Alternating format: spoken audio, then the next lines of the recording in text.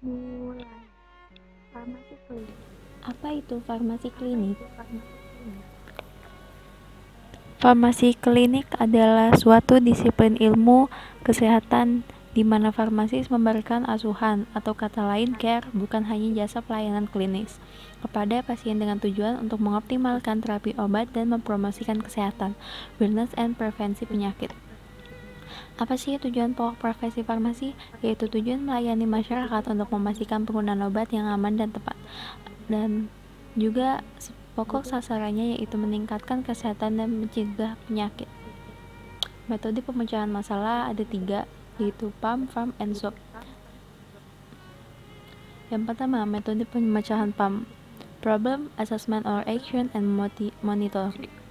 Nah, pada problem, di mana farmasis mengumpulkan dan menginterpretasikan semua informasi yang relevan untuk mengidentifikasi masalah yang aktual dan potensial.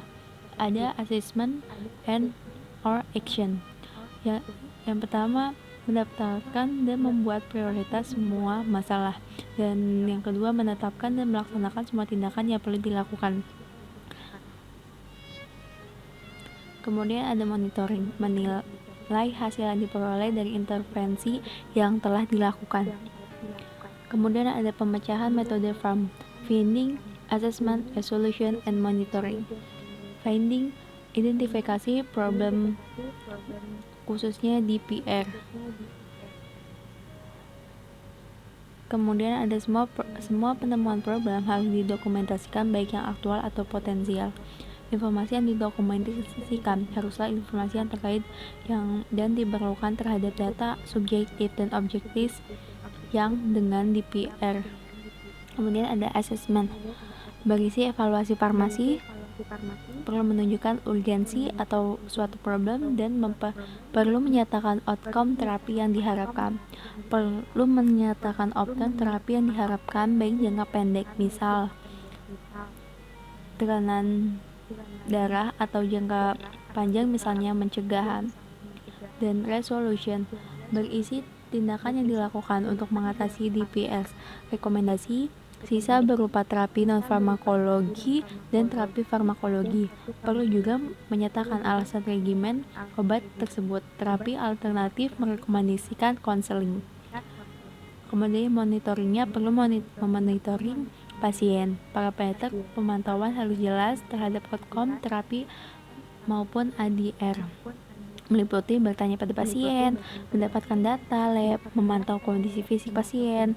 Kemudian parameter yang harus dipantau harus jelas terhadap outcome terapi maupun ADR, misalnya monitoring GI complement kurang spesifik. Contoh kasus, finding. Kemudian metode pemecahan SOP. Di sini ada subjektif, objektif, assessment, and plan.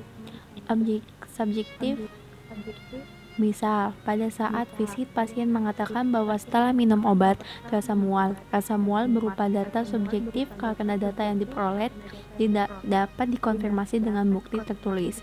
Kemudian objektif. Contoh kasus pada pasien yang mengalami efek samping hipokalemia akibat penggunaan obat diuretik. Selain hasil pemeriksaan laboratorium, hasil pemeriksaan radiologis juga dapat dijadikan sebagai data objektif.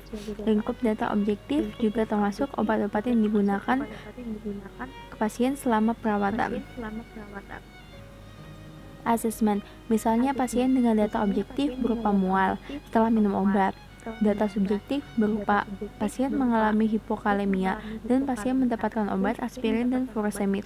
Maka asesmen yang dapat dituliskan adalah diduga mual karena aspirin dan diduga hipokalemia karena furosemid. Kemudian plan. Misal pada kasus ini, plan yang ditulis adalah gunakan aspirin setelah makan untuk meminimaliskan efek mual dan merekomendasikan penggunaan suplemen kalium selama pasien menggunakan furosemid. Thank you.